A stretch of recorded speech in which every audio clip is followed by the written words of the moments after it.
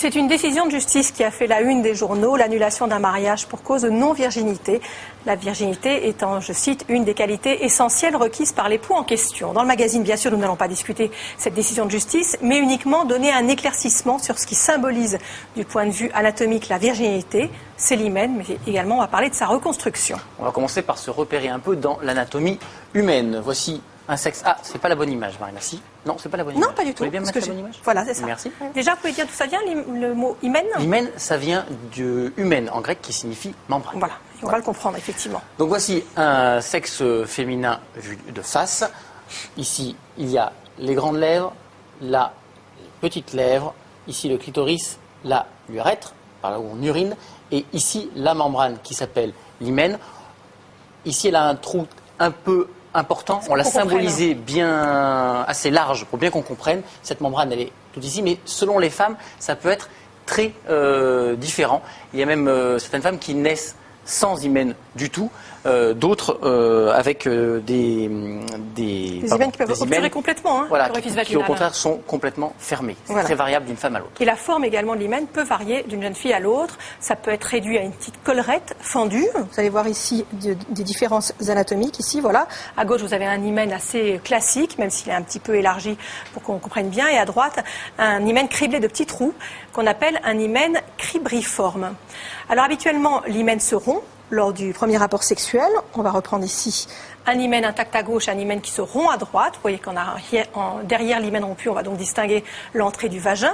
En général, il se déchire en deux parties ou plus.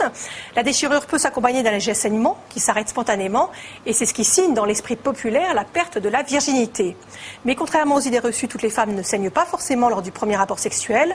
40% des jeunes femmes disent n'avoir jamais saigné. Oui, certains hymens sont moins vascularisés que d'autres et bien que cette membrane soit mince, elle est élastique et ne se rompt pas systématiquement. Il existe des hymens dits complaisants qui sont plus souples, plus larges et qui ne cèdent pas sous la pression du pénis. Dans le cas où il y a réellement une déchirure de l'hymen, il est possible de recourir à une reconstruction. C'est ce que l'on appelle une hyménoplastie. Dominique Chimbakala et Nicolas Forest se sont rendus à l'hôpital de Robert Ballanger à Aulnay-sous-Bois pour avoir plus d'explications. Chaque semaine, le docteur Saint-Léger pratique au moins une opération de reconstruction de l'hymen. L'intervention qui se déroule sous anesthésie locale durera une demi-heure. La patiente sortira le jour même. Le principe, reconstruire un nouvel hymen à partir des restes de l'ancien. La première technique, qui est la technique la plus fréquente, c'est reprendre ce qui se rétracte de l'hymen après la première pénétration, sur les côtés. Or, ces reliefs, après le temps, se durcissent, se fibrosent. Donc, ils ne sont pas vascularisés. Donc, ils ne vont pas saigner. Donc, il faut chercher une technique pour que ce soit vif, soit frais, pour que ça saigne quelque part. Donc, on va dédoubler, c'est-à-dire qu'on va inciser en arrière des reliefs pour dédoubler comme une ouverture de livre de chaque côté, ce qui permettra d'avoir une fine membrane en avant du vagin qu'on va recoudre bord vif à bord vif avec du fil résorbable ou désintégrable qui permettra effectivement d'avoir une membrane très fine, vascularisée, qui probablement saignera et fera mal. Quand il n'y a plus de relief, parce que toutes les femmes sont différentes, il faut trouver une autre technique pour tout de même reconstituer une membrane à l'entrée du vagin. Et pour ceci, on va chercher un lambeau, c'est-à-dire un morceau de vagin en arrière, qu'on va découper et qu'on va rabattre vers l'avant et qu'on va suturer, c'est-à-dire coudre à l'extérieur, au bord du vagin, au bord de l'entrée de la vulve, et pour faire une sorte de membrane qui sera l'équivalent de l'hymen. C'est une membrane qu'on va affiner par en arrière pour qu'elle soit très fine et qu'elle fasse juste saigner un tout petit peu au moment de la prochaine pénétration. Mais est-on sûr à 100% que ce nouvel hymen saignera ? En médecine, on ne peut jamais être sûr de tout. Le but, c'est que même, comme nous avons vu, de recoudre bord à bord des bords frais. Donc, a priori, qui devrait saigner. Alors, ce n'est pas un saignement abondant, c'est la tache. Mais de toute façon, c'est ça qu'on recherche. C'est une tache de sang. Donc, on peut dire qu'il y a une très large majorité, plus de 90%, des femmes qui vont saigner si l'intervention s'est bien déroulée et a été bien faite. Il n'existe pas de statistiques, mais selon le docteur Saint-Léger, le nombre d'opérations de l'hymen aurait doublé ces 5 dernières années. Alors, cette technique de l'hyménéoplastie existe depuis longtemps. En fait, elle n'a été codifiée que depuis une quinzaine d'années, non pas pour réparer l'hymen, mais pour traiter d'autres anomalies de l'appareil génital féminin qui nécessitent cette même technique chirurgicale. Cette opération n'est pas remboursée par la sécurité sociale car elle est considérée comme de la chirurgie esthétique. Il n'y a pas d'intérêt médical à réparer. En revanche, sa fonction sociale est très forte dans plusieurs cultures. Un hymen intègre est considéré abusivement comme une garantie de la chasteté d'une femme. Le rituel du drap taché de sang lors de la nuit de noces persiste dans de nombreux milieux traditionnels. Alors, qui sont ces jeunes femmes qui ont recours à une hyménéoplastie et pourquoi en arrive-t-elle là? Reportage Dominique Chimbakala, Nicolas Forest. Depuis son opération, elle pense avoir trouvé une forme de paix intérieure. Il y a quelques jours, cette jeune femme a bénéficié d'une reconstruction de l'hymen, une intervention chirurgicale pour tenter de se libérer d'un passé douloureux. Moi, dans ma tête, ça a toujours été de me dire que le premier rapport sexuel que j'aurais, c'est avec quelqu'un que j'aime et pour qui j'ai des sentiments. J'ai été mariée, contrainte au mariage, j'ai pas forcément eu le choix.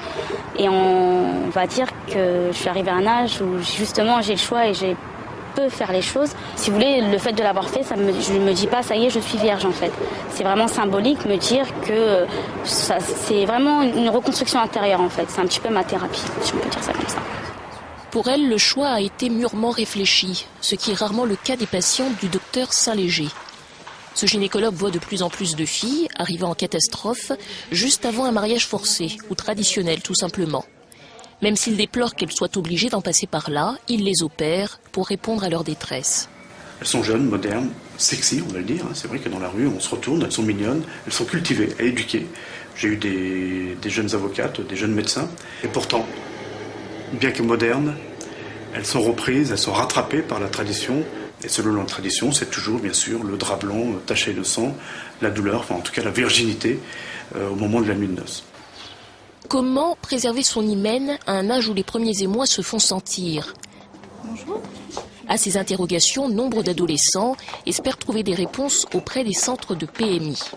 Chaque semaine, dans le secret des consultations, Alima Stali s'évertue à dissiper leurs angoisses.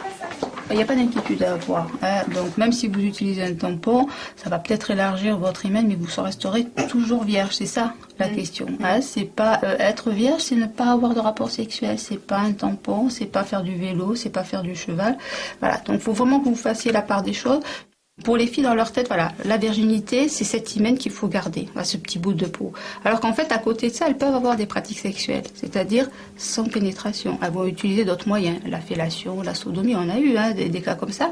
Donc elles vont avoir des pratiques sexuelles qui va conserver l'hymen, mais qui va faire qu'elles ont du plaisir aussi. Donc elles osent transgresser, mais jusqu'à un certain point.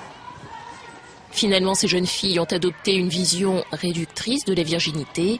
Pour elles, ne plus être vierge n'est pas avoir un rapport sexuel, mais uniquement ne plus avoir d'hymen intact. Cette opération de reconstruction de l'hymen suscite des débats parmi les médecins. En 2006, le Conseil national des gynécologues obstétriciens a pris officiellement position. Oui, ces médecins sont, je cite, très réticents à refaire les hymens, car c'est participer à une coutume machiste du sang sur le drap le soir de la nuit de noces, qui n'a rien à voir avec la foi. Fermez les guillemets. Reste que face à la détresse des jeunes filles, de nombreux médecins pratiquent cette intervention.